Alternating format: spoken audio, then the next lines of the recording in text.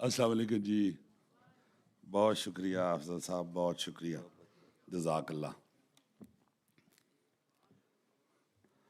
ਉਹ ਸਾਡੇ ਨਾ ਜੀ ਸੂਈ ਗੈਸ ਆਉਣ ਤੋਂ ਪਹਿਲੇ ਸਾਡੀਆਂ ਮਾਵਾਂ ਹਾਂਡੀ ਚਾੜਨ ਵਾਸਤੇ ਨਾ ਲੱਕੜਾਂ ਦੀ ਅੱਗ ਬਾਲਦੀਆਂ ਹੁੰਦੀਆਂ ਸਨ। ਉਹ ਜੋ ਵੀ ਖਾਣਾ ਪਕਾਣਾ ਇਹ ਉਹ ਹੋ ਜਾਣਾ, ਸੋ ਬਾਅਦ ਵਿੱਚ ਉਹਦੇ 'ਤੇ ਪਾਣੀ ਪਾ ਛੱਡਦੀਆਂ ਸਨ ਅਤੇ ਉਹ ਅੱਗ ਬੁੱਝ ਜਾਂਦੀ ਸੀ। ਉਹ ਤਾਰੜ ਸਾਹਿਬ ਦੀ ਗੁਫ਼ਤਗੂ ਨੇ ਮੇਰੀ ਸਾਰੀ ਅੱਗ ਹੀ ਬੁਝਾ ਛੱਡੀ। ਮੈਂ ਆਪਣੇ ਵੱਲੋਂ ਆਪਣੀ ਗੁਫ਼ਤਗੂ ਦੀ ਹਾਂਡੀ ਚਾੜਨ ਵਾਸਤੇ ਬੜੀ ਅੱਗ ਸ਼ੱਗ ਬਾਲ ਕੇ ਆਇਆ ਸਾਂ, तो ऐसी उन्होंने कमाल गुफ्तगू की है तारड़ साहब ने, और इतना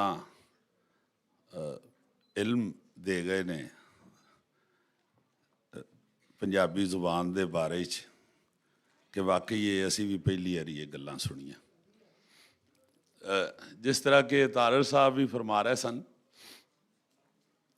अहमद रज़ा साहब वास्ते मैं भी यही गल कहांगा कि जदों भी आईदा है बड़ा ही दिल खुश होंदा है, ठंड पै जाती है कि बड़ा सोहना इन्होंने इत्थे मेला लाया होंदा पंजाबी, ते माँ बोली वास्ते जो ये कर रहे ने इन्हां दा बहुत शुक्रिया अदा करांगा मैं ते बाबा पंजाबी डॉक्टर फकीर मुहम्मद फकीर होरां लों भी, कि इन्होंने बड़ी इन्हां दी मेहरबानी कि इन्होंने माँ बोली दी खिदमत दा बीड़ा उठाया है। ते तुहाडी सारियां दी भी मेहरबानी, तुहाडी सारियां दी भी मेहरबानी, तुसीं पंजाबी वास्ते इकट्ठे हुंदे हो, टाइम कड्ढदे हो। ते वो शैक्सपीयर दा एक कहना है ना जी कि जिहड़ियां कौमां अपना कल्चर भुल जांदियां ने उन्हां दे जोग्राफीए बदल जांदे ने। ते कल्चर जिहड़ा है उहदी डेफिनेशन असीं जिहड़ी करने आ सकाफत दी, वो अबाओ अजदाद की रवायात का नाम सकाफत है। तो जिहड़ियां रवायात ने उहदे च सब तो पहली जिहड़ी गल है वो जुबान हुंदी है, माँ बोली हुंदी है। तो इस माँ बोली नूं जिस तरह तुसीं याब यारीए दी कर रहे हो, अल्लाह तुहानूं बड़ी जज़ा देवे दी, और अल्लाह ताला साडे पंजाब नूं कायम दायम रखे। ये वाकई जिहड़ा जिन्नी तफसील नाल तारड़ साहब ने फरमाया है कि जैसा असर और जैसी गुफ्तगू पंजाबी जुबान साडे पंजाब दे दानिशवरां ने कीती है, वैसी तुहानूं होर किसी जुबान दे अदब विच नज़र नहीं आती। और असी जो पढ़िया, जो बजुर्गों कोलों सुनिया पंजाबी दे बारे च, वो डॉक्टर फकीर मुहम्मद फकीर साहब बाबे होरी ना जी इत्थे पंजाबी जुबान ओरेंटल कॉलेज ना जी पार्टीशन तो बाद उहदा डिपार्टमेंट बंद कर दिता गया सी। ते उस तो पहले भी पार्टीशन तो पहले भी ते बाद चो भी बाबा फकीर भजे फिरदे सन। सारे वड्डे वड्डे जिहड़े लिखारी सन उस वक्त दे, उन्हां नूं जाके मिन्नत करदे सन कि पंजाबी जुबान च लिखो। तो अगों कुछ लोग इकबाल दे बारे च बहुत बड़ा नाम अदब दे च, बल्कि पूरी दुनिया च असीं ते नंबर 1 उन्होंने आने अलामा जिहड़े सन उन्होंने भी जाके ते रिक्वेस्ट करते होंदे सन। सियालकोट जाना, फिर लाहौर आ गया और लाहौर आ जाना कि तुहानूं पूरी दुनिया पढ़दी है ते पंजाबी जुबान च भी लिखो, तुहाडी मेहरबानी। तो अगों लाड करते सन वो मुंडिया, तू की मैनू तंग करन आ जाना ये वो। तो बहुत सारिया उन्हां दीयां सिटिंगां दे हवाले नाल गुफ्तगू हवाले लिखे ने। ते वो इकबाल रहमतुल्लाह अलैह फरमाते सन कि ओ यार मैं जो ख्याल पेश करना चाहना मैनू उहदे आस्ते पंजाबी चो लफ्ज़ नहीं लभदे, मैं फिर उर्दू ते फारसी का इस्तेमाल करना ते पंजाबी च मैनू वो लफ्ज़ नहीं लभदे। तो एक वाकया लिखे है कि वो तंग आके ना जी ते इकबाल फरमाते ने डॉक्टर फकीर नूं कि हुण है जिहड़ा मिसरा इहनूं मैं पंजाबी च की कवां, किवें कवां, गैसूए ताबदार को और भी ताबदार कर। तो फकीर ने उसे ही लिखिया, हजूर लिशकण वालियां जुल्फां ताई होर जरा लिशकांदा जा। ते इकबाल छोटे साल बड़े फकीर डॉक्टर फकीर उन्होंने नालों बहुत छोटे सन उम्र च, ते वो लाड़ ना कहते उठ दौड़ जाए इथों। ਇਹੋ ਜਿਹੇ बड़े वाकयात ने। इकबाल नूं काफ़ी शेर उन्होंने डॉक्टर फकीर ने फिर पंजाबी च ट्रांसलेट भी किया। जिस तरह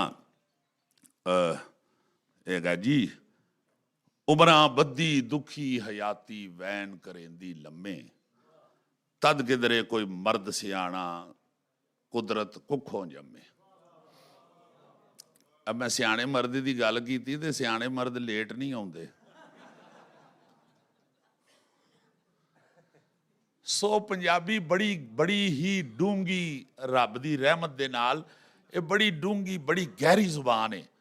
ये तुसी किसी चीज़ का भी इजहार करो तो तुहानू मज़ा ही होर आएगा। बल्कि ये होर जेड़े लिखारी होरां जुबानां दे लिखारी ने वो भी इस गल नूं मनदे ने। जदों तुसी उन्हां नूं ट्रांसलेट करके दसो कि पंजाबी च ऐ क्या गया है, ऐ लफ्ज़ दा मतलब है, तो बड़ा मज़ा लैंदे ने। वो बहुत मज़ा लैंदे ने कि वाकई ये तो बड़ी गहरी जुबान है। तो ये हर लिखारी ने साबित भी किया। बहरहाल मैं एक होर दरखास्त ये करांगा कि तुसी जिस तरह इकट्ठे हुंदे हो, तुसी अहमद रज़ा साहब नूं मैं दरखास्त करांगा तो होर भी पंजाबी दे जिन्ने भी खिदमतगार ने इस वेले लगे सब नूं ये दरखास्त करांगा, ताड़ी मेहरबानी है तुसी अपना अपना भी जरूर मेला लाओ, मगर साल ही एक दिन ऐसा भी कड्डो कि तुसी सारे इकट्ठे हो के ना जी, सारियां तंजीमां सारे एक जगह ते इकट्ठे हो के ते पंजाबी दा मेला लाया करो। वो मेरे ज़हन च तां हुंदा है कि साडे मॉडल टाउन दे विच ना जी हर ब्लॉक की अपनी अपनी मस्जिद है। तो उत्थे मियाँ अमर महमूद साहब ने ना जी ये काम शुरू किया कि बई कोई एक दिन तो ऐसा होवे जिदन इत्थे सारे नमाजी इकट्ठे होण। ते वो फिर ईद की नमाज जिहड़ी है ना जी वो सारियां मस्जिदां नूं उन्होंने जा के इमाम साहब नूं रिक्वेस्ट की कि यार ईद की नमाज इकट्ठे असीं पार्क च पढ़ीए करिए। तो हुंदी है उत्थे 20-25 हज़ार बंदा इकट्ठा हुंदा है। तो उत्थे एक यूनिटी नज़र आती है इस्लाम की भी तो मुसलमानों की भी। इस वास्ते मैं समझदा कोई वड्डी गल नहीं हैगी, ये कोई वड्डी गल नहीं हैगी। अगर तुसी एक दूजे नूं इज्जत दे के एक दूजे नूं लीड दे के हर बारी उत्थे यही हुंदा है जी कि अज अगर ए ईद की नमाज ए ब्लाक के इमाम साहब ने पढ़ाई है तो अगली ईद की नमाज बी ब्लाक के इमाम साहब पढ़ाएंगे, उदू अगली ईद फिर सी ब्लाक वालियां दी वारी आ जाएगी। इस तरह का ना जी कोई बह के प्लान जरूर करो। बल्कि मैं तो आखांगा कि तुसी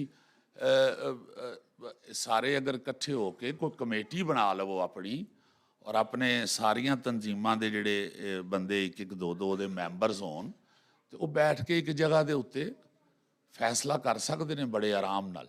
जरूर करो। पंजाब नूं ताकत इस गल्लों नहीं इस अदब दे विच मिल रही कि असीं इकट्ठे नहीं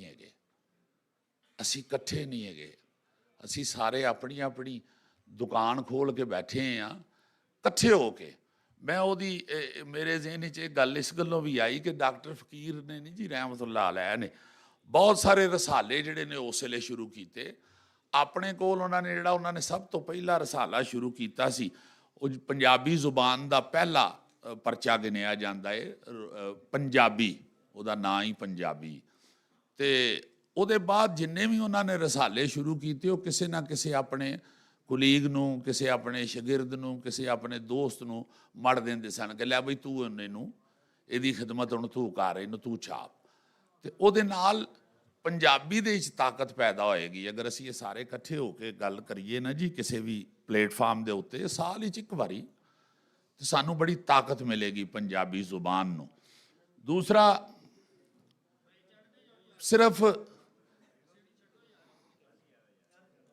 सिर्फ ना जी मैं भी अर्ज करांगा कि साल एक बारी तो अहमद रज़ा साहब तो उन्होंने टीम माशाअल्लाह बड़ा तगड़ा मेला लाते ने।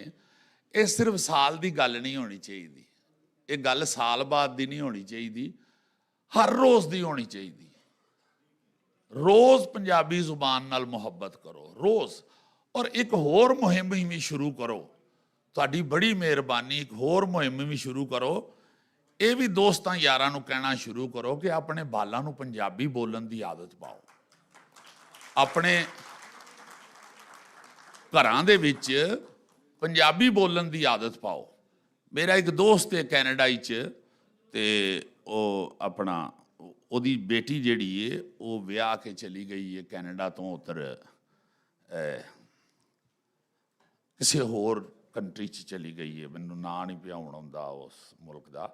ਤੇ ਮੈਂ ਬਾਖੁਦਾ ਰਾਤ ਨੂੰ ਨਾ ਜੀ ਉਸ ਬੱਚੀ ਨੂੰ ਉਹਦੇ ਘਰ ਬੇਟੀ ਹੋਈ, ਤੇ ਮੈਂ ਉਹਨੂੰ ਫੋਨ ਕਰਕੇ ਨਾ ਜੀ, ਤੇ ਪਹਿਲੀ ਗੱਲ ਹੀ ਇਹ ਕੀਤੀ, ਮੈਂ ਕਿਹਾ ਪੁੱਤਰ ਇਹ ਅੰਗਰੂਜ਼ੀ ਤੇ ਆਪੇ ਬੋਲਣ ਲੱਗ ਪੈ ਗਈ, ਇਹ ਜਦੋਂ ਬੋਲਣਾ ਸ਼ੁਰੂ ਕਰੇ ਤੇ ਇਹਦੇ ਨਾਲ ਪੰਜਾਬੀ ਬੋਲੀ ਜੀ, ਤਾਂ ਕਿ ਇਹਨੂੰ ਆਪਣੀ ਮਾਂ ਬੋਲੀ ਦਾ ਪਤਾ ਰਵੇ, ਉਹ ਵੀ ਇਹਨੂੰ ਆਵੇ। ਅੰਗਰੂਜ਼ੀਆਂ ਤੇ ਬੋਲਣ ਲੱਗ ਹੀ ਪੈਂਦੇ ਨੇ। ਤੇ ਜ਼ੁਬਾਨ ਜਿਹੜੀ ਆਪਣੀ ਮਾਂ ਦੀ ਉਹ ਜ਼ਰੂਰ ਹੋਣੀ ਚਾਹੀਦੀ ਹੈ, ਉਹਦੇ ਬਗੈਰ ਨਾ ਜੀ ਤਾਕਤ ਨਹੀਂ ਜੀ ਹੈਗੀ ਜਿਸਮ ਵਿੱਚ। ਜਿਸਮ ਵਿੱਚ ਜਿਸ ਤਰ੍ਹਾਂ ਬਲੱਡ ਜ਼ਰੂਰੀ ਹੈ, ਇਸੇ ਤਰ੍ਹਾਂ ਮਾਂ ਬੋਲੀ ਵੀ ਜ਼ਰੂਰੀ ਹੈ। ਤੁਹਾਡੇ ਅੰਦਰ ਅਗਰ ਤੁਹਾਡੇ ਖੂਨ ਦੇ ਨਾਲ ਨਾਲ ਤੁਹਾਡੀ ਮਾਂ ਬੋਲੀ ਤੁਹਾਡੀਆਂ ਰਗਾਂ 'ਚ ਨਹੀਂ ਦੌੜ ਰਹੀ, ਤੇ ਸਮਝੋ ਤੁਸੀਂ ਅੱਧੇ ਮਰ ਗਏ, ਤੁਸੀਂ ਜ਼ਿੰਦਾ ਨਹੀਂ ਹੈਗੇ। ਇਸ ਗੱਲੋਂ ਇਹਦਾ ਪ੍ਰਚਾਰ ਜਿਹੜਾ ਨਾ ਜੀ ਰੋਜ਼ ਕਰਿਆ ਕਰੋ, ਸਾਲ ਬਾਅਦ ਦੀ ਬਜਾਏ ਰੋਜ਼ ਕਰਿਆ ਕਰੋ, ਰੋਜ਼ ਕਰਿਆ ਕਰੋ। ਇਹ ਬੜੀ ਹੀ ਮਿੱਠੀ ਤੇ ਬੜੀ ਪਿਆਰੀ ਜ਼ੁਬਾਨ ਹੈ, ਔਰ ਤੁਹਾਨੂੰ ਮਹਿਸੂਸ ਹੋਣਾ ਸ਼ੁਰੂ ਹੋ ਜਾਏਗਾ। ਤੁਸੀਂ ਇਹ ਦੇਖੋ, ਇਸ ਗੱਲ ਨੂੰ ਕਹਿਣ 'ਚ ਕੋਈ ਆਰ ਨਹੀਂ, ਔਰ ਜ਼ਰੂਰ ਕਹਿਣੀ ਚਾਹੀਦੀ ਕਿ ਸਾਡੇ ਆ ਚੜ੍ਹਦੇ ਪੰਜਾਬ ਵਾਲੇ ਜਿਹੜੇ ਪੰਜਾਬੀ ਨੇ, ਉਹਨਾਂ ਨੇ ਉਹਨੂੰ ਬਿਲਕੁਲ ਨਹੀਂ ਛੱਡਿਆ। ਉਹ ਆਪਣੇ ਘਰਾਂ 'ਚ, ਆਪਣੀਆਂ ਮਹਿਫਲਾਂ 'ਚ, ਆਪਣੇ ਅਦਬ ਵਿੱਚ ਉਹਨਾਂ ਨੇ ਪੰਜਾਬੀ 'ਤੇ ਬਿਹਤਰੀਨ ਜ਼ੋਰ ਲਾਇਆ ਹੈ। ਔਰ ਅੱਜ ਤੁਸੀਂ ਉਹਨਾਂ ਦੇ ਫਨਕਾਰ ਦੇਖੋ, ਉਹਨਾਂ ਦੇ ਅਦੀਬ ਸ਼ਾਇਰ ਦੇਖੋ, ਪੂਰੀ ਦੁਨੀਆ 'ਚ ਫੈਲੇ ਨੇ, ਔਰ ਬੜੀ ਤਾਕਤ ਉਹਨਾਂ ਦੇ ਅੰਦਰ ਪੈਦਾ ਹੋ ਚੁੱਕੀ ਹੈ। ਇਸ ਵਾਸਤੇ ਇਹਨੂੰ ਨਾ ਜੀ ਲੈ ਕੇ ਬਾਬਾ ਨਜਮੀ ਸਾਹਿਬ ਤਸ਼ਰੀਫ ਲੈ ਆਏ ਨੇ, ਇਹਨਾਂ ਵਾਸਤੇ ਪਹਿਲੇ ਤੇ ਕਲੈਪ ਕਰੋ ਜੀ। ਸਾਡਾ ਭਰਾ ਪ੍ਰੋਫੈਸਰ ਕਲਿਆਣ ਸਿੰਘ ਵੀ ਤਸ਼ਰੀਫ ਰੱਖਦਾ ਹੈ, ਇਹ ਸਾਡਾ ਪਾਕਿਸਤਾਨੀ ਸਿੱਖ ਹੈ, ਬੱਬਰ ਸ਼ੇਰ। ਮੈਨੂੰ ਕਹਿ ਰਿਹਾ ਸੀ ਜੀ ਕਿ ਮੈਨੂੰ ਲੋਕੀ ਪੁੱਛਦੇ ਨੇ ਤੂੰ ਪੀਂਦਾ ਨਹੀਂ, ਤੂੰ ਸਿੱਖ ਹੈ ਵੀ ਹੈ ਕਿ ਨਹੀਂ? ਤੇ ਮੈਂ ਜਨਾਬ ਤੁਹਾਨੂੰ ਇਹ ਕਹਾਂਗਾ ਕਿ ਤੁਸੀਂ ਉਹਨੂੰ ਆਖਿਆ ਕਰੋ ਮੈਂ ਪੀਨਾ ਵਾਂ, ਮੈਨੂੰ ਪਾਕਿਸਤਾਨ ਦੀ ਤੇ ਲਾਹੌਰ ਦੀ ਮੁਹੱਬਤ ਦਾ ਨਸ਼ਾ ਹੈ, ਮੈਂ ਵੀ ਜਨਾਬ ਪੀਨਾ ਵਾਂ। ਬੜਾ ਹੀ ਪਿਆਰਾ ਹੈ।